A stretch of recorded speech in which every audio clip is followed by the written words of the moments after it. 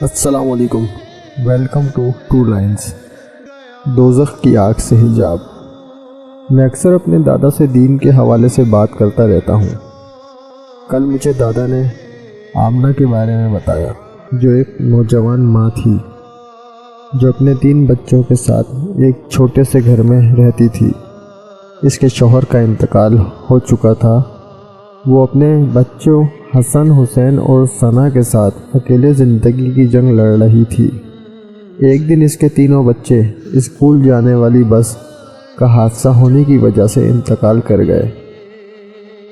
آمنہ کی دنیا تھم سی گئی، وہ گہرے غم میں ڈوب گئی اور اس کے ایمان پر شدید آزمائشیں آئیں۔ کئی ہفتوں تک دین سے دور رہی، نمازیں چھوٹ گئیں۔ ایک دن محلے میں ایک بزرگ خاتون حافظہ عائشہ رہتی تھیں۔ وہ اس کے گھر آئیں اور کہا، بیٹی تمہیں رسول اللہ صلی اللہ علیہ وآلہ وسلم کی حدیث یاد ہے؟ حضرت ابو سعید خدری رضی اللہ تعالیٰ عنہ سے روایت ہے کہ چند عورتوں نے رسول اللہ صلی اللہ علیہ وآلہ وسلم سے عرض کیا، مرد آپ سے فائدہ اٹھانے میں ہم سے آگے بڑھ گئے ہیں، اس لیے آپ اپنی طرف سے ہمارے لیے کوئی دن مقرر فرما دیں۔ آپ نے ان کی ملاقات کے لیے ایک دن کا وعدہ کر لیا۔ چنانچہ اس دن آپ نے انہیں نصیحت فرمائی اور شریعت کے احکام بتائے۔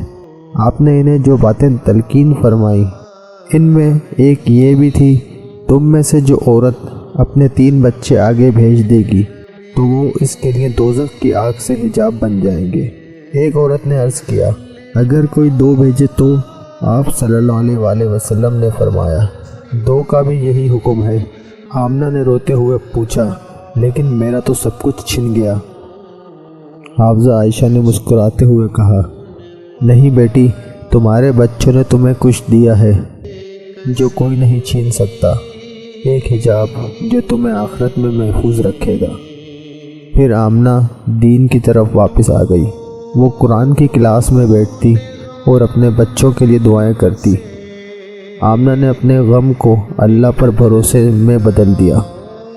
وہ یتیم بچوں کو پالنے لگی اور محلے کی خواتین کو احادیث سکھانے لگی۔ آج آمنہ ماجی کے نام سے مشہور ہے۔ ان کا گھر یتیم بچوں کی آوازوں سے گونجتا ہے اور وہ ہر جمعرات کو خواتین کو احادیث پڑھاتی ہے۔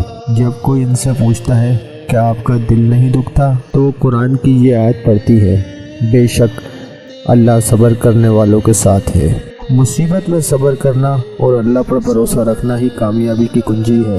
اولاد کی موت کوئی خاتمہ نہیں بلکہ اللہ کی رحمت کا نیا دروازہ ہے۔ یہ ایمان کی روشنی میں ایک ماں کی کہانی ہے۔